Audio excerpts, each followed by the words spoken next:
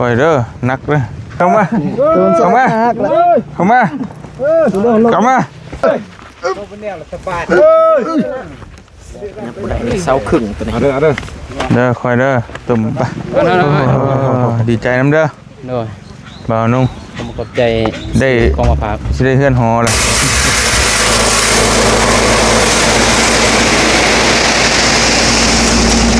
โอ้เฮพอดีเลยเราถ่ายคลิปไว้เป็นหลั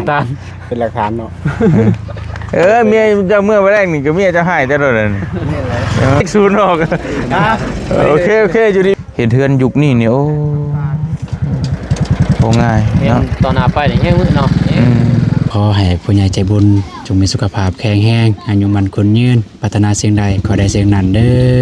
ให้มาทนี้ได้กลับเป็นร้อยเท่าพันเท่าเด้อพ่อเด้อแม่เด้อสาธุก็ขอให้พ่อกับแม่จงอยู่เย็นเป็นสุขสุขกายสุขใจขอให้สุขภาพแข็งแรงเด้ออายุมันคนยืนปัดเดี๋ยวแจ้งข่าวพ่อแม่พี่น้องเนาะบ่อื่นบ่เตียงอาจจะได้เดินทางกลับเพราะว่ามีหลายอย่างเนาะพี่น้องเอ้ยก็ที่หลักๆนี่ก็คือไปทรงสการและเมบ่แม่นเมขอโทษพ่อบ่จันได้เสียชีวิตแล้วพี่น้องเนาะ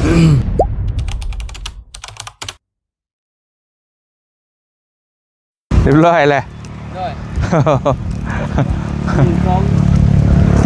โอ้ด้วยเอาพี่น้องไงเนาะสบายดีเด้อพี่น้องกับทักทายสบายดีเปิดภาพมาวันนี้กะว่าชิมาหยกเฉาช่วยว่านุ่งตื่นประทันพี่น้องเริ่มหยกจังมงแต่6 โมงป้า7 โมงโอ้เฉาดีเนาะโดนมัน18ดิเอาย่อเอาดิมันงักคือรถเคนกับเสี่ยวแขนหักเสี่ยวแขนหักซ้ำติบ่ได้เอาพี่น้องเนาะเบานุ่งกำลังหยกเสาตั้งเสาเฮือนใหม่มานี่โอ้จะมายินดีน้ำเพลินเนาะอันนี้5 บาทพี่น้องติพี่น้องยังติดเสา2หมด2 เสา2 เสาเป็นไงเมานำไปให้นั่นก่อนซื้อ100สปอนเซอร์มาพี่น้องเนาะ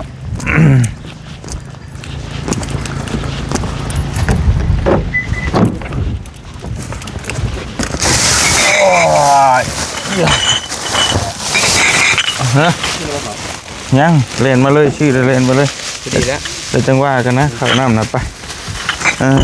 พี่น้องเนาะซื้อ100สปอนเซอร์มาฝากเพื่อนเนาะแต่ไล่ได้เลยพี่น้องเนาะสบายดีเด้อเอาแต่คนที่อยากกินไปเลยเนาะสปอนไปได้สปอนเซอร์ตัวใดก็ได้ป่ะเอาเลยโดยสปอนเซอร์กับ100สปอนจะคน20 ปลายป่ะเนาะใจเลยนะโดยเอาตัวนี้ดิแนวเพิ่มพลังเด้อพี่น้องเด้อโดยสปอนเซอร์นั่น100โดยโอเคโอ้มีกระท่อมน้อยเลยเนาะเสียเถื่อนในเต็มบ้านโอ้เสียงอยู่ตะบริเครื่องดื่มเด้อโดยเพิ่มพลังกันจะมีเฮียงดัง19เนาะฮะอันเอา100หรือเอาสปอนเซอร์ตัวไหนก็ได้สปอนเซอร์เลยอะโดยขอบใจพอเสื้อแดงครับจับได้แล้วนี่เด้อพอเด้อโดยใจเดียวเลยร่มบอกพี่วะพี่วะดีป่ะ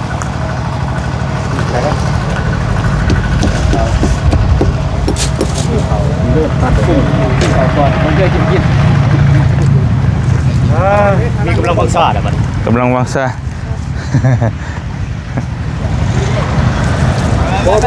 ใช่พระอึ๊บโอเคปุ๊บเมนบ่พุ่งกะไอ้ไหมฮะฮะได้บ่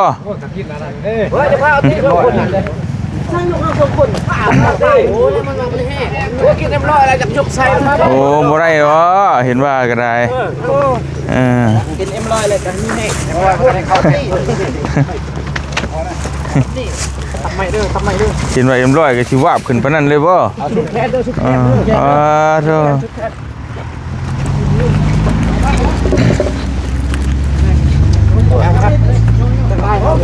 ย กเลยถ้าโอ้ยผมบ่ได้แล้วบ่ได้มันคุ้งมันยกสูงวิทแคนเด้อคอยนั่งก่อนคอยเด้อนักเด้อถอยเลย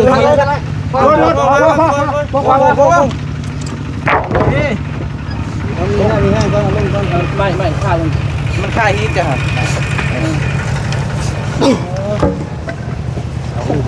เจ็บพลังยืนกินM100แล้วมีแห้งไม่แห้งช่วงท้ายบ่เสาชีวิต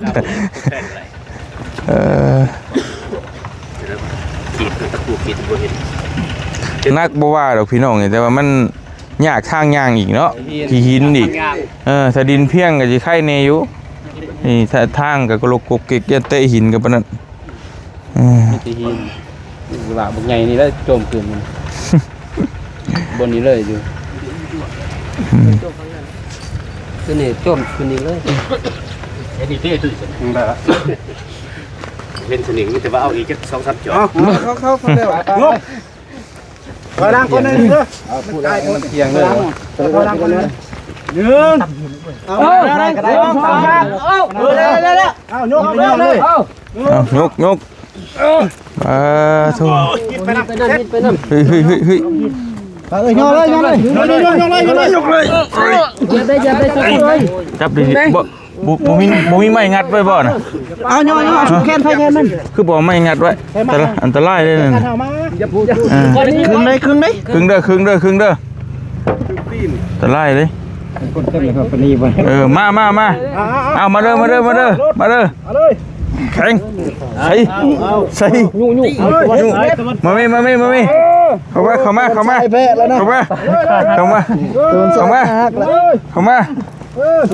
มาจับเด้อครึ่งเด้อ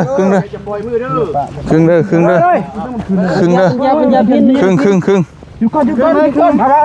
เด้อเอาไปครึ่งเด้อจะปาเด้อครึ่งเด้อ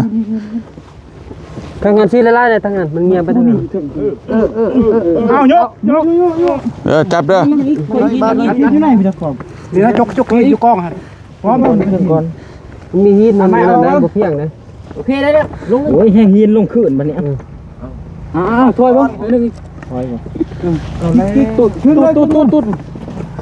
คือนัดทางเสียงแล้วใหม่น่ะทางเสียงบ่น่าฮีทไงนี่คือเด้อไม่ได้หินเอาว่าแต่บ่มาสิเอาอีกง่ายจุดยากขยะก็เอาหินเด้อห่อหินเดี๋ยวจับเด้อครึ่งเด้อได้เอาเตียงเข้าก่อนเตียงหันเตียงหินเนาะได้อยู่มาเตียงก่อนเกกากันนุ่งปล่อยไปก่อนบิดได้เสาบิดบ่พอบิดก้อนตอกก้อนบิดไหนบิดตัวนะบิดตัวคือไรคนอะไรบิดได้บ่ห้องเลยได้แล้วขึ้นก่อนจับเด้อขี้ดินมันลายกิ่งน้อยนึงก็ย่างเด้อจังหวะเลยเบื้องได้เขาตอกไม้ฮะไม่ได้พักไม้อยู่จะสิมาปีไปหันไหนวะเพราะการมาเกี่ยมกันจะยากแท้จัดจะสิล้อมเบื้องลิงกุ้งเลยมาดิเบื้องนั่นจะได้ง่ายอย่าจุกเขากันเผาเนี่ยเผาพุทธช่องกันแต่ไฟได้ก่อนเลย อันนี้เอาเสาลงหรือ บ่พรเพิ่นได้เผา ก่อนนะอันนี้เอาเสาลงหรือส่วนไหนนี่ส่วนที่ดึงเนี่ยครับคือสบายไปเนาะจับเด้อเสาเด้อจับเด้อ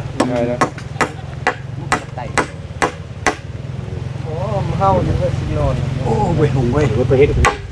ต้องเลยต้องเลย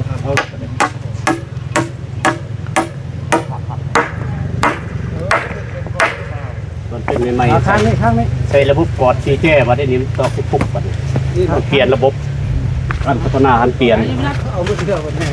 เอาตัวแรมมาตัวนี้เนาะเปลี่ยนไปเลยเด้เล็กเก่าๆก็กินไปนำเอาเล็กใหม่ไปนำ รถเข็นมาใครอยู่ยกใช้รถ แต่จังว่าอยู่เป็นตาสงสารเพื่อนรถเข็นก็ได้ คนว่าเข็นฮักฉับโอ้ย มันส่งพรนะ อ่า มันเลยบ่นี่ ฮะ ส่งมันส่งให้ ขับเองบ่ได้บ่บิดเองเลย บ่กล้าดอก เอาให้เชียวได้สอน เพิ่นว่าเมื่อเอาเมื่อเต้มันว่า อ่า ครับเองได้บ่ผมบ่ได้เอาเลยบ่เคยครับ คิดรับในใจโอ้มีเสียวหักเสียวแพงดีกว่านี้ อ่า เรื่องขายเสาถึงมาตั้งให้ว่าแล้วเขาว่าบัดโอ้พวกข้าวว่าย่อเองได้ว่าสั่นแค้นฮักว่าสั่นเพื่อนรถเข็นโอ้ยตายไปดิ กำลังหักบ่ กำลังคิด ก็บ่อยากเก็บมาแล้ว จะว่า เหตุที่ได้ บ่ตัดไปได้บางนึงอ่ะอุบัติเหตุ นั่งแป้งรถนั่นแหละแล้วไปตำเราเขาอยู่บ้านห้าง รถยัง รถเข็น เบิ่งมาเสาได้บ่ เด็กบ่อยู่กันไล่ใส่ ดึงมาทางนี้ เราเขาแตกเบิดเรียนน่ะ อ๋อ เสียเงินเป็นกิจหลัก มันคือมันหลงละ แล้วก็เสียหมูเสีย เบิ่งหัวเสาได้บ่ เข็นฮักอีก เงินทักน้ำล้างอีกบ่เนี่ย อืม อยู่ทางนั้นบ่อะไรเด้อเว้ย ลมบ่ลมบ่นี่บ่ จะได้ไปยังว่าอีกนิดนึง ได้อยู่ได้อยู่เอาบ่นี่เด้บ่นี่เด้ จะได้ ได้แล้ว ได้บ่ ห้องคัดตีคัดตีได้มั้ยอีกครั้งมั้ย มาแล้วมาแล้วมาแล้ว หมดได้ บ่นี่ก็ได้แล้ว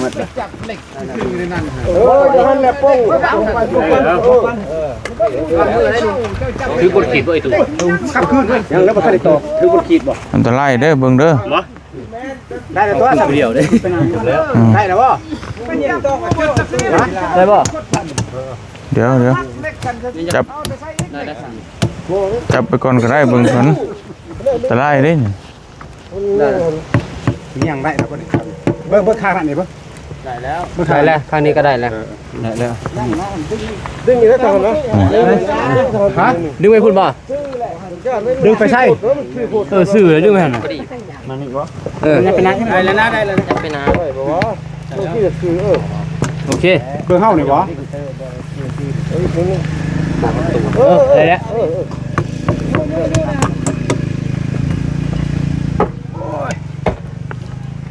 บ่หินตัวนี้บ่มีไผซื้อหลายแท้ได้อยู่ดีเด้คันค่ำมันน่าคือ คายเนาะ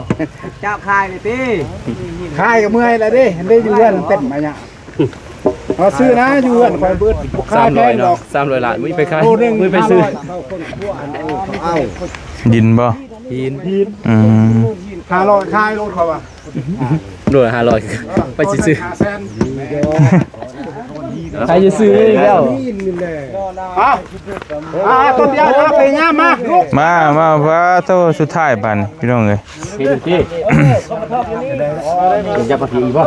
ยับมาพี่ตูดก่อนตูดก่อนตัวนี้เอ้ไม่มาแล้ว อืม ไปดู เลิก รอก่อนอย่าสนิท ฮะ ยับมันเสาขึงตัวนี้เด้อ เด้อคอยเด้อตุ่มโอ้โหอันตราย จ่ายดิระวังไปคว้าก่อนไม่เดี๋ยวมันไก่เกี้ยครับเส้นครับมาละลายรถคว้ามาละ ไป ลาย เด้อบ่เตียงเลย เอาเลยตามสบายเลย ซ้ายคว้าเอา ใส่กลัวลายรถ ระวัง พอเตียงลงได้บ่เตียงมาเตียงโอ้ยครึ่งเด้อ ได้เหรอ บ่เป็นยังได้แล้วเตียงมาเลยตอกใจจะตัดมีทางโยเบิ่งจักมอง 10 โมงปลาย มงฝ่าย11โมงยัง มึงได้ มื้อนั้นฮอด12 มึงได้มึงได้ลายคนโผล่คือแล้ว นี่หลายคนเนาะทำบ่หลายเว้ย บ่ไปเจ้าเวียงคนใดทางนี้น้อยเป็นไรใหญ่ของห้องเอาเข้าไปเลยบ่ทุ่มบ่ได้บ่ได้ตัวนี้คือกวงอีกแรง ดึงหาเจ้าที่พอดจะสั่นอาหารเนี่ยมุนตีข้างนึงทางนั้นมุนกันหน่อย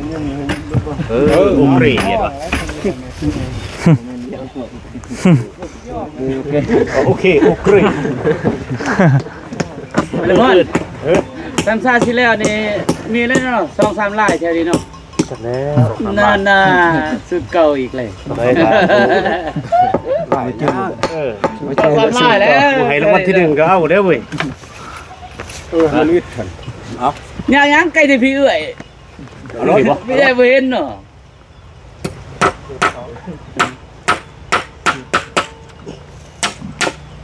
เองเด้อเป็นหงเด้อโอ้ย ได้จับได้ ค่อยๆ จับเด้อ2คนครับ ได้ครึ่งแน่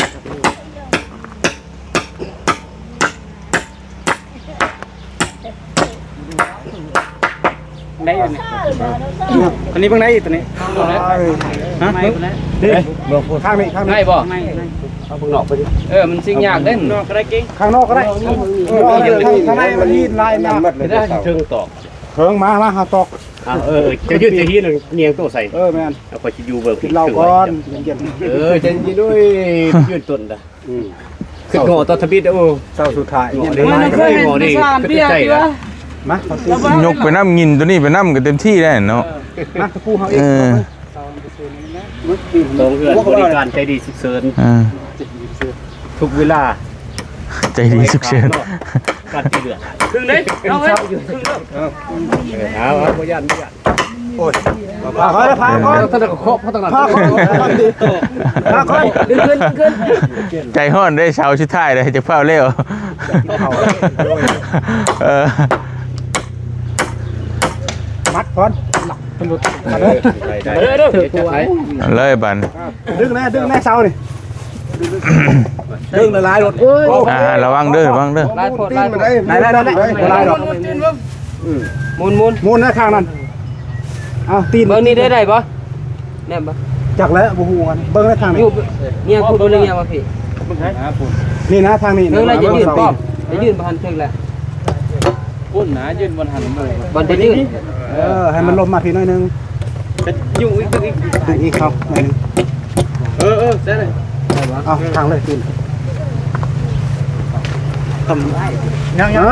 ถ้าเขามัดก่อนสุดในสร้างบาทนี่บ่ได้มันพูดดิมาแล้วกินข้าวก่อนว่ะได้นะเป็นสร้างเด็ก อยู่เลยสิ เดี๋ยวไอ้ละพ่อนมันใจเลยบ่ มันใจแล้ว ใจก็สิว่างแล้วพอดี ปล่อยรถทันตกกระหูอยู่ดอกสิบวิทย์ดอกสำดินนี่ มาใกล้มันบ่ยกแล้วหนีเลยไป เรียบร้อย เรียบร้อยบัดนี้นี่ ก็เหมาะขนาดเนาะ ฮะ 2คนเลยไปกินข้าวไป กระตูบให้แล้วนอนบ่บ่ กระตุ้มในสร้างเด้ ประเทศคือช่งหันค่าหันหยังเท่เนาะคือสิขายแบบเหล้ายาดองหยังจักอย่างจังได๋บ่ฮู้ เขาทายอยู่ มันแบบช่งนั่นหั่นนะให้ไผท่านได้เด้อเอาเด้อหั่นเครื่องดื่มหั่นอย่าว่าเพิ่นมายังบ่ครบโอ้ นะตั้งเสาขึ้นเห็นบาเนาะเราบ่ทันตั้งเสาว่าได้น้อยบา โอ้18ต้นบ่น้อยแล้ว แล้วจังว่า รุ่น ดุนบ่อีเคียงเลย ประมาณ5-6แสนบาท แม่น เอาอีหลีโมจากโมล้านพุ่นแหละนี่ เป็นน้าเบ้าเหรอมาแน่ ไม่กระชั้นไปใช้ไปกินอยู่ใช้อ๋อโอเคไปดีใจน้ำเด้อ โน่ย บ่าวนุ่ง ผมขอบใจ ได้ กองมะพร้าว สิได้เฮือนหอแหละ เพื่อนหัวตอน โดย อันนั้นเป็นหันขาอันนี้เพื่อนหัวเจ้าเล่น โดย ได้ลูกชองก้นจะได้เพื่อนหัวโอ้โหแต่เห็นได้มันบ่มีเนาะ โดยจักสิฮอดไส้แล้วนี่ก็ อันนี้คิดว่าไปฮอดใช้คิดว่า ตอนนี้บ่ นี่ มีแต่ว่าสิเทข้านไว้เนี่ย ก็เอาเทข้านไว้แล้วก็ดินเข่าประมาณนั้นบ่ โดย ที่ไข่เพื่อนประตูนนะเนาะ โดย อืม เล็กน้อย โอ้พี่น้องเอ้ยเนาะ เก็บหอมบำเร็จ ดีใจนะพี่น้องเลยค่อยเป็นค่อยไปแล้ว โดย เงินมาจากใช้นี่มาเห็ด YouTube นำแน่แหละ YouTube เน่ โดยแล้วก็เงินเกี่ยวกับกาแฟ ขายกาแฟเน่ โดยเดี๋ยวเท่านั้นแหละ บ่ได้มาแต่ไส อย่างไรเพราะว่าตามเพื่อ FC จากหูนะว่าได้เงินมาจากไซเห็ดตัวนี้นะประมาณนี้ก็ได้เงินกาแฟเน่ YouTube เน่พี่น้องเนาะเพราะว่ากาแฟก็ขายก็ได้หลายเติบอยู่แล้วก็มันบ่ละคนรักแน่เนาะถ้าคนบ่รักก็สิไข่อยู่ คนรักแล้วก็กาแฟบ่าวโน่ก็แก่แล้วพี่น้องมันแก่เลยเด้มัน10ปลายปีแล้วมื้อนี้แบบนี้เฮาก็ตัดแล้วไปตัดทีมันสิปรุงใหม่รักษาแห่งสิได้เก็บพุ่นละ2ปีแต่ว่าตอนนี้เฮาก็ปะเงินก็ยันมันหมดซื่อๆนะ ก็เลยเฮ็ดไว้บ่ได้ ไว้โดยไปซื้อหยังเฮาก็บ่ได้ฮู้ว่าสิซื้อสิไปฝากไว้ เงินสำนันเนาะฝากไว้ก็พอสิพัก บอกว่ามันก็เป็นความฝันของเฮาอย่างหนึงเด้เนาะ ในใจก็จะได้เฮือนนั่นแหละพอเฮือนซะหน่อย คือความฝันของเฮาก็คือเฮือนซ่านนี่แหละเฮือนซ่านดีๆให้ลูกให้เมียอยู่ หน่อย พี่น้องเอ้ยมีเฮือนนี่ก็มีรถมีเฮือนงามมีรถขับซ้ำนั่นแหละความฝันของคนเฮาน่ะก็บ่ได้มีหยังดอกพี่น้องเอ้ยเนาะก็มีแต่ซ้ำนั่นแหละอันนี้ก็คอยไต่ไปนั่นแหละคอยเฮ็ดคอยสร้างไปเนาะ หน่อยสำได้ก็เอาเดี๋ยว5-6 ปี10 ปีก็เลยพอเฮ็ดเอา ก็หลายปีเติบแหละหลายปีเติบ ทางบางทีลูกเต่าใหญ่เพิ่นก็คันเฮาบ่เฮ็ดบ่ได้ก็บางทีเพิ่นก็สืบต่อ แม่จังไหนก็พอได้มุ้งหลังคาไว้ก่อได้หยังได้ก็พอได้อยู่ได้อยู่เนาะ โดยบ่ได้โบกระยามีแต่เฮาก็ได้อยู่เลยอันนี้ได้อยู่ สิมาอยู่พี่บัดนี้เนาะพี่น้องเอ้ยแต่โตร้านค้านั่นเด้เฮ็ดจังได๋บัด ทางค่านี่ก็อยู่หันแล้วมันบ่ทันแล้วเลยตอนนี้คันว่า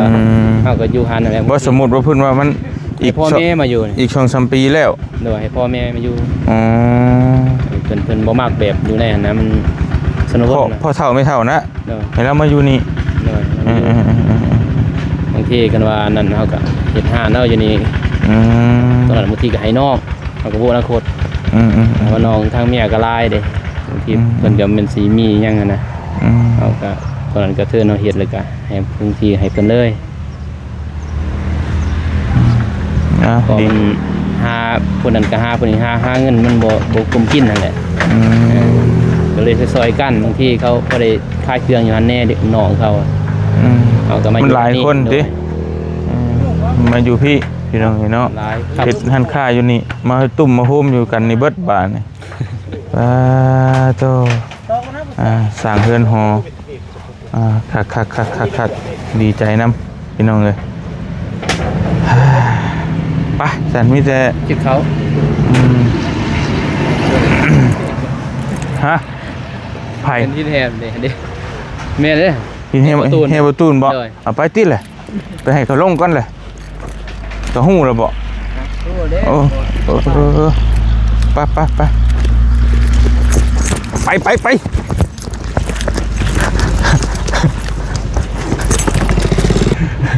มันได้เศร้าสิ ไป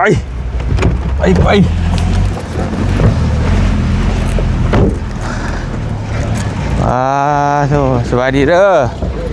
โดยดีมีแห้งในห้อยขมิ้นยันว่าท่านได้นั่นสิหรอกท่านได้มาสิหรอกเห็นรถมันก็เล่นมาเบิ่ง ได้บ่ เพราะว่าเห็นเขาว่า ได้แล้วเลยพอดีแล้วเอาใช้น้ำมันเบิดเดี๋ยวมาเดี๋ยวมันเบิด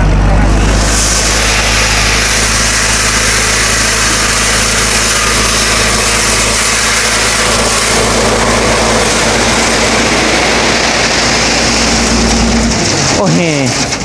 ฮคือหลายเนาะอันเดียวกันเหรอเจ้าเดียวกันเหรอ เดี๋ยวพอแล้วต่างนี่ช่องละใต้เติมหนึ่ง โอ้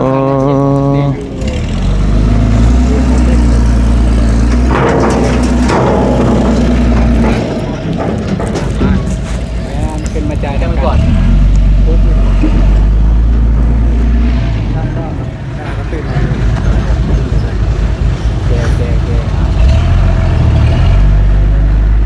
ดินงามเนาะคักได้ดิน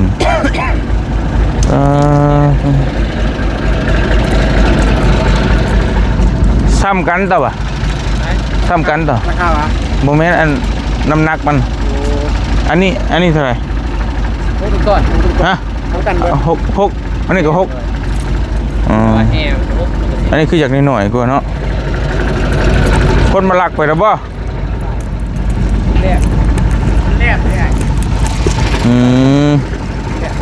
ตอนนี้เป็นสายโบกได้ดิสายมาปักเซ่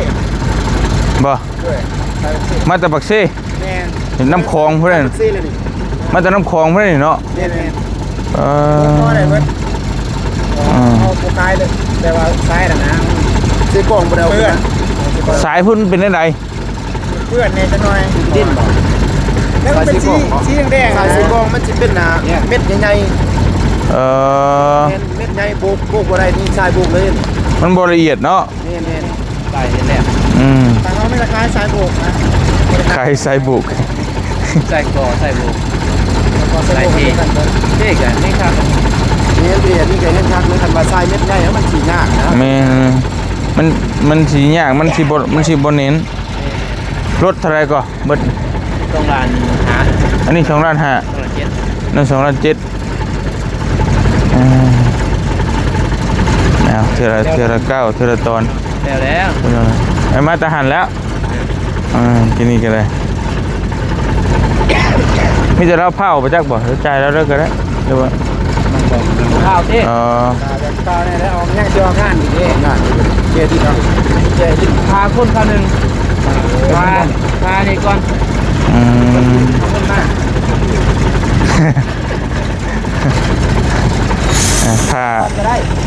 ถ้าสีภรรยามาจ่าย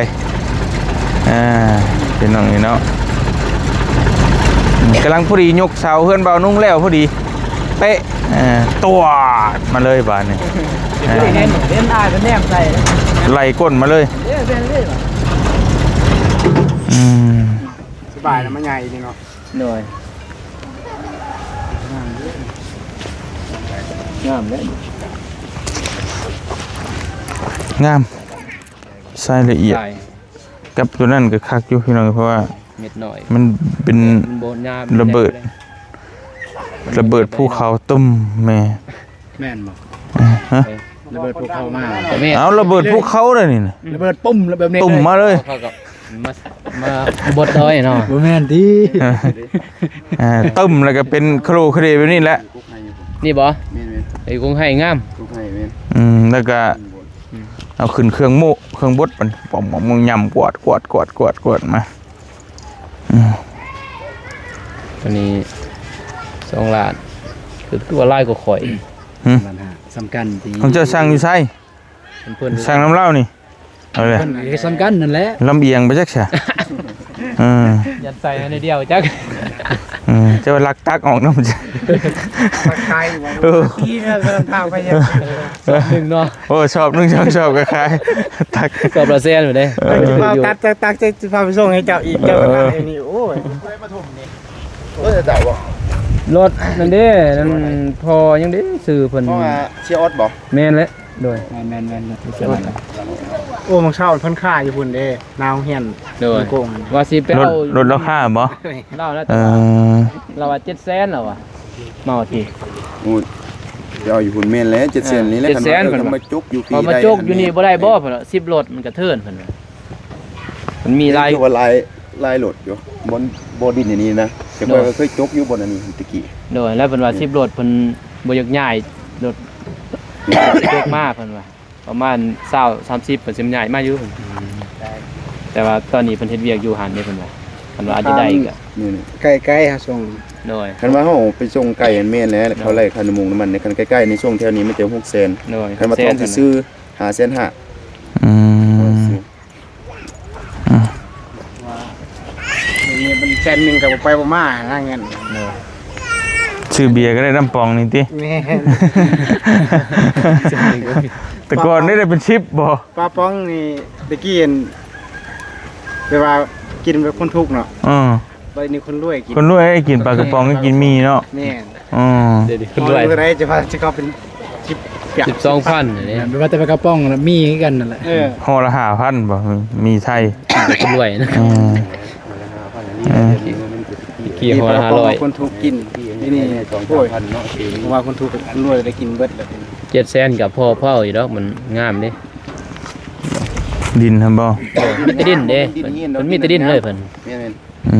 ม ๆจกอยู่อันนี้ได้บนนาประสดตะกี้เด้ โดย สดอันนี้เด้ เห็นอยู่อันเพิ่นบอก รถอันนี้บ่ โดย 10โล 10ล้อ อืม มีหลายคำเลย 700,000 10ล้อบ่แม่นบ่แม่นรถ ดินแล้วต่างอีกราคา บ่ นะ เตียงกับบ่นง 6โล มาหาที่ ตัวนั้นก็พอเอาอยู่เนาะแต่ว่า บ่เนาะ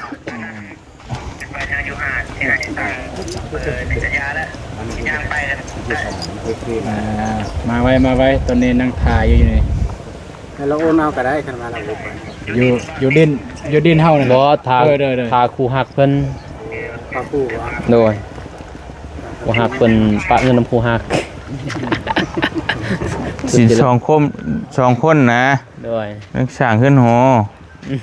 อ๋อ ก็เลยว่าต้องได้มอบ2คน นี่ มอบคนเดียวก็บ่ได้ เดี๋ยวเงินบ่เห็นเดี๋ยวเมียสิว่าเอาไปกิน ยัง ไปกินเหล้ากินเบียร์เบิดอีกนะประมาณนั้น ก็เลยว่ามานํกันเนาะ สังคมพาไปเนาะ สังคมพาไป เอามันเพิ่มบ่ได้เดือนนี้เด้ อย่าว่าในนั้นแม่ จับตาเบิ่งเลย ถ่ายคลิปอยู่ได้นี่เมียจะเบิ่งได้หั่นเมียเบิ่ง จะพอแล้วจังรถอันนั้น ตายแล้วกันมาเมียโอ้ เมียจะเบิ่งอยู่ได้ เมียจะ ตา ตาม ม ติด เนี่ย ตามอยู่ พอแล้วเงินปิดขายหินบ่เห็นในเดียว เงินไปส่งหินมากินลาย เที่ยวไว้หน่อย 2ล้าน5เฮาเดือนจะ500,000 การนั้นบ่ใช่เบิดตัวหน่อยเลยว่า มีเลยเนาะว่าแต่นี่ดอกแต่สร้างยังมี ทุกวงการนั่นแหล้ว การแต่ว่า คำคนมักลิ้นมากิน มากินอันนี้ ไปเก็บกาแฟก็เอาบ่งกว่าเนาะมันจะมีเบิดนั่นแหล้วมาเก็บกาแฟเดือนหนึ่ง2 เดือนกลับเมื่อบ้านได้เงิน500,000 ที่จริงเก็บ2 มื้อก็ได้เงิน500,000 กินหลายกลัวเนาะ กินหลายกว่า ไม่ดุด บอกเขาห่มก่อนบ่ให้อ้ายเพิ่นเขาห่มก่อนมันฮ้อนแดดได้ปะ ฮ้อนแดด อ่ะเอาไปเอามาตุนเลย บนห่มเว้ย ขอธนาคารมา ATM สาวธนาคารมาเลย ATM เตรียมส่วนตัว ATM ส่วนตัวตัวเองโอ้ยเป็นไงบ่เฒ่าเลย บริการครึ่ง สบายดีน้องสบายดีมาตาเฒ่ารอให้มาจ่ายเงินอยู่นี่เปิดแข้งเผาเนาะ เป็นทั้งเผาอยู่มันตู้ ATM มาท่านมาเพิ่นว่าเอาเงินออกบ่ได้บ่ได้แม่แต่ว่าถ้าเจ้าคือกันหน่อยถ้าเจ้าก็ให้เมียบ่เก็บเงิน โอ้ยโลกเป็นมันบ่ได้ แบ่งสาม แบ่งครึ่งแบ่ง 70 30บ่ แม่นแบ่งครึ่ง อ๋อ บ่ไว้ได้หรอวะเนาะ Ừ. เฮานี่หมดเลยเลย เบิดเลยบ่ รวมทั้งหมดเท่าไหร่ ให้เมียเก็บเบิดเลย คือกันนั่นแหละเอาให้แล้วเขาบ่ให้เอาได้เอาให้แล้วบ่ให้เอาจังเมียก็เขาจะได้นึงเอาได้เลย เอาอะไรกันแล้วลูก ถ้าว่าจำเป็นเอาบ่ ก่อน คือให้ ให้ก็คือให้ ให้ก็คือให้รวมยอดให้ รวมยอด เท่าไหร่2ลัง 2,500,000กับ2,700,000 บ่พอ ล้านไป บ่เว้านะให้เราเว้าเองเลยอย่าเฮาเว้ามันสิผิดอีก เนาะ ให้เราว่าผิดก็อยู่น้ำเล่าหั่นเดี๋ยวมื้อนั้นโอ้เจ้าเว้าเขาน้ำเจ้าเลยว่าบ่ถูกเพราะว่า ไล่ก่อน ฮะ 5 ล้านซองดิ เอาซ่อมบ่ แม่ อันนี้บ่ได้ใช้แบบนี้บ่ได้แบบนี้บ่ได้ให้เราไล่นี่ ดีเลย 2,500,000 2ล้าน5กับ2ล้าน7 เป็น 5ล้าน2เฮาฮู้อยู่แต่ว่าให้เราบวกเองนะมันขึ้นไปอีก500,000 ผู้ พุ่น ว่าเป็นตัวเตเมีย อ๋ บ่ อบ่ได้ตัวแต่เมียใช่นี่ ตัวเตเมียนั่นน่ะตัวเตเมีย โอ้ เนี่ยแล้วดังเบิ่งบ่ได้เด้ เอามา ขาละงอมเลยเนาะ ต้น ยาวบ่ เด้อ มึงไรในไรใช่ ขาละงอมบ่ได้เด้ เป็นอย่างนี้ คนมาเกี่ยวต้นทอง หัวน้ำเจก็ได้เป็นร้อยสิเกียร์ แล้ว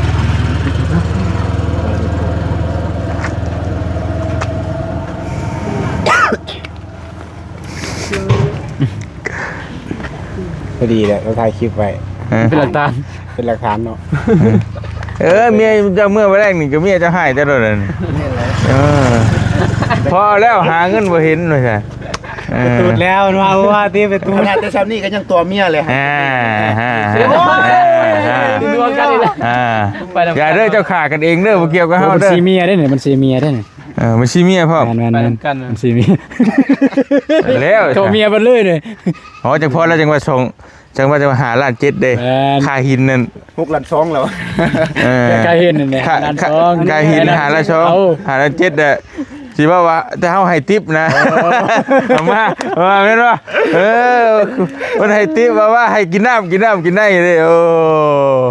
บ่ธรรมดา กับวิตลกเนี่ยว่าถ่ายกล้องนี่ลงนิดหน่อยเนาะว่ามันเป็นความบันเทิงอะนะมันเป็นอะไร แม่นก็บ่ได้ซีเรียสดอกก็เว้าหยอกกันซื่อนี่แหละสบาย แล้วก็พาเมื่อเนาะ ใช่ปะ โอเค ไปพวกเรา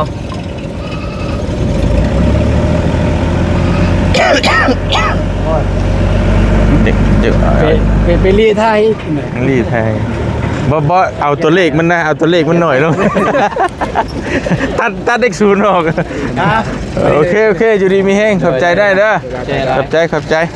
ได้ ยินดีมีแห้งด้วยครับ โดยขอบใจเดี๋ยวการหน้าใช้บริการไหมเอ็มทอดลูกคนเมียได้เงินเด้อโอ้ยพี่น้องเอ้ยเอา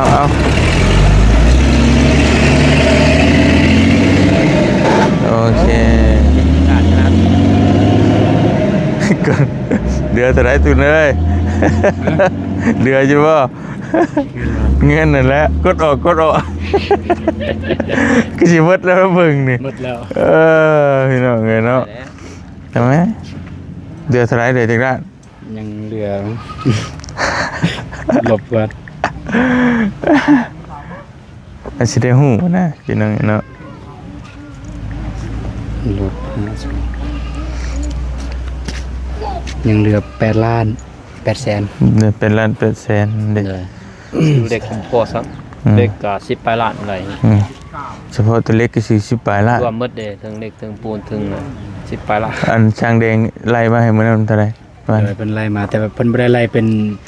จำนวน ป เป็น ระมาณ เงิ นั้น น แหละ เลยนะ 10ปลายล้าน แต่เป็นไล่แบบ ร่วมกับปูนกับยางไม่ได้เศร้าเลยอะไร อุปกรณ์ไปซื้อเป็นไล่อุปกรณ์นั่นยังนะเป็นไล่แบบ เฉ นั้น พาะอุปกรณ์แหละเศร้าละ อ่า ไหลเศร้าปลายล้าน แต่เป็นไล่เป็นจำนวน ไล่เป็นนั้นกับบ่ถูก แต่ว่าเฮาก็ยังบ่ทันฮู้ว่าราคามัน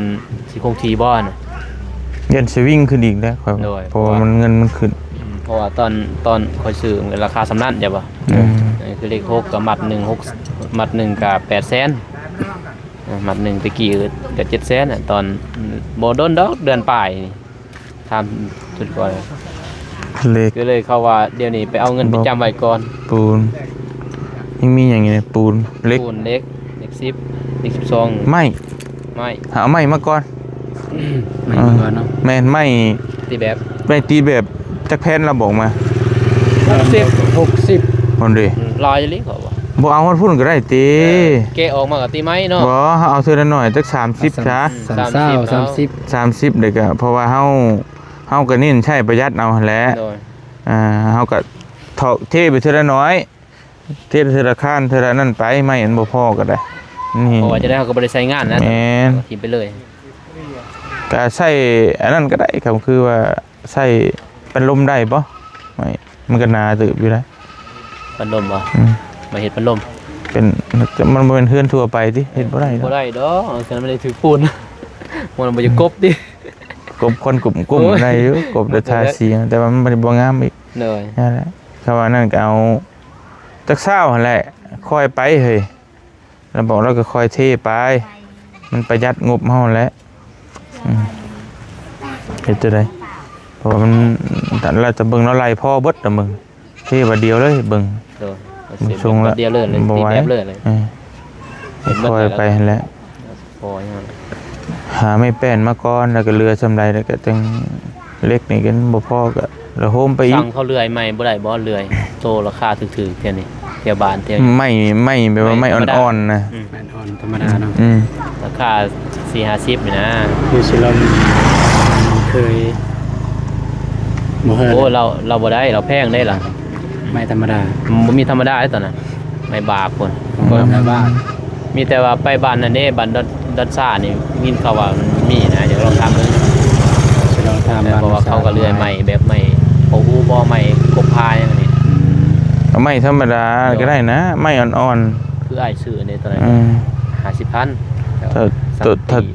แผ่นละ50,000ก็เอาจัก30ตัวก็ประมาณ1.5 ล้านนึง เนาะ ก็บ่ได้ปานใด ถ้าบ่อยากเอาอยู่หั่นก็ไปเลือกเอาอยู่พุ่น 80บ่ 50เลือกเอาในโตเขาตีแบบนั้นตีหันเอา จะเอามาเลย ตีเด้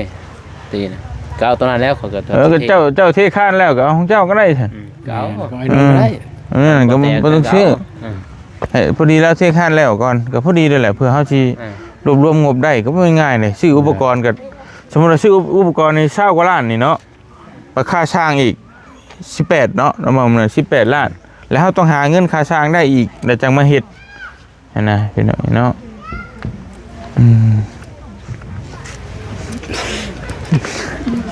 เงินเดือน YouTube ก็ได้หลายใครอยู่ดอกพอได้อยู่บ่ค่าเหล็กบ่ได้ตื่มกัน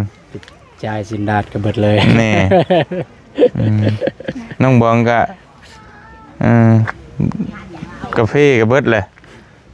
ได้กาแฟจัก10ชอบตื่มกันก็ใครอยู่ มันแพงนี่แหละเลย แพงเครื่องมันขึ้น ก็ยังหมดบัตรเดียววุบเหมือนเลยเจ้าตื่นน่าจะไปซื้อตื่นเลยวุบลงบัตรเดียวเงิน4-50บ่เห็นเลย คือพ่อใหญ่เว้าขึ้นนี่แหละ เนาะ แล้วเงิน100,000เนี่ยมันเฮ็ดหยังบ่ได้ดอกคือว่า เนาะ เฮ็ดได้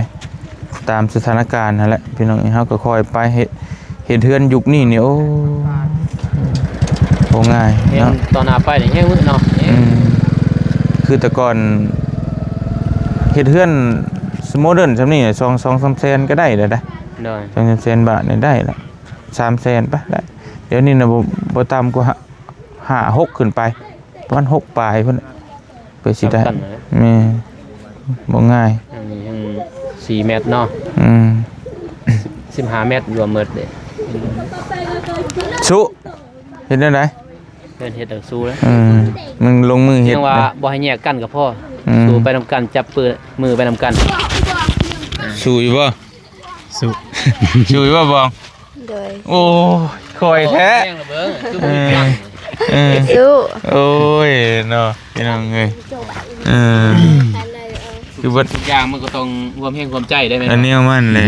จะมีกำลังใจจะมันจึงได้ขึ้น อื ได้ ม ว่าผู้ใดผู้หนึงแผ่วๆนึงก็เด็กคอยเขาสมมาสองมันไทย ได้บ่ได้ซื่อเอามีแต่ อย่าง แกดุมันไปและเฮ็ดได้เพราะว่า บอกแต่หมูตัวเอง เจ้าของเคยไปจะเคลียร์อยู่ว่า ไปครับแต่ว่าเดี๋ยวนี้บ่ได้ไปเลยเด้อ ให้กำลังใจหมู่เนี่ยให้กำลังใจเจ้าของแล้วหน่อยเด้อ โดย เจ้าของก็พูดตั้งเสาเลย แล้วพอดีละน้องบองที่กินข้าวใช่บ่ กินข้าวแล้วบ่ตูนบอง โดนเด้ ยังมีรอกเบิ่ง ก็พอดีแล้ว แต่เช่าเวลานี่กินข้าวน้ำตาลรถเดินทางเด้อ ระวังรถเด้อ เอาโอเคแล้วพี่น้องเอ้ยก็มื้อนี้เนาะเฮกับทรายบ้านคันค่าบ่ตูนน้องบองมาแล้วพี่น้องเนาะจะมีแต่ว่าเหลือเงินอยู่8ล้านปลายบ่ตูนว่าก็ทางเบิ่งพี่น้องเอ้ยเก็บเงินได้มีก็ซื้อเหล็กซื้อปูนมาไว้แล้วก็ไม้กบฟ้าไม้ตีแบบเทคานแล้วก็ได้ครบไปแล้วเขาก็รวบรวมเงินค่าสร้างมาใน18 ล้านถ้าครบเมนให้สร้างมาลงมือเลยพี่น้องเนาะก็เป็นกำลังใจให้น้องเพิ่นเนาะคือเก่าเบิ่งคือแบบว่าอยากแบบช่วงชีวิตมันใหญ่เนาะมันใหญ่แบบโครงการใหญ่ชุดได้สำหรับชีวิตน้องเนาะ โอ้ยใหญ่แฮงเลย ใหญ่เฮง ได้ เขาก็คิดแบบว่าคิดย่านมันจะคิดแล้วดูบ่อย่างประมาณนี้บ่ แท้เลยไอ้วะ ได้ ผมใหญ่เฮงนะพี่น้องเนาะจำฝันพูดแหละเฮ็ดแล้วได้จังได๋จังได๋ก็สู้ต่อไปเนาะจะมีแต่ขอบมุกขอบใจผู้ใหญ่เพิ่นนั่นแหละผู้ที่เพิ่นช่วยมาพอได้อย่างน้อยก็ได้หินได้เสาได้บล็อกได้ปูนได้อีหยังก็มาเก็บโฮมไว้ทีละเล็กทีละน้อยพี่น้องเนาะเดี๋ยวขั้นตอนต่อไปก็ว่าไปเรื่อยๆอีกเฮาก็โฮมเงินไปอีกได้อีกก็จังเฮ็ดไปอีกพี่น้องเลยเนาะเลยจังได้ก็ขอบคุณขอบใจหลายๆเด้อผู้ใหญ่ใจบุญที่ยืนมือเข้ามาซอยเรือตอนนี้ก็ได้ซื้อเสาซื้อบล็อกซื้อแฮซื้อทรายมาแล้วจังได้ก็ขอให้ผู้ใหญ่ใจบุญจงมีสุขภาพแข็งแรงอายุมันคนยืนปรารถนาสิ่งใดขอได้สิ่งนั้นเด้อให้มาเท่านี้ได้กลับเป็นร้อยเท่าพันเท่าเด้อพ่อเด้อแม่เด้อสาธุน้องบอง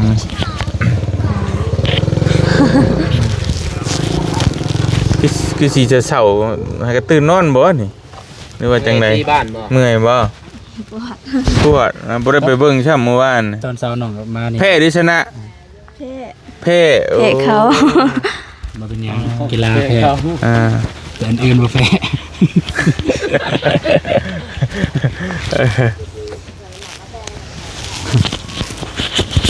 ห้องแซ่หวานนี่โอ้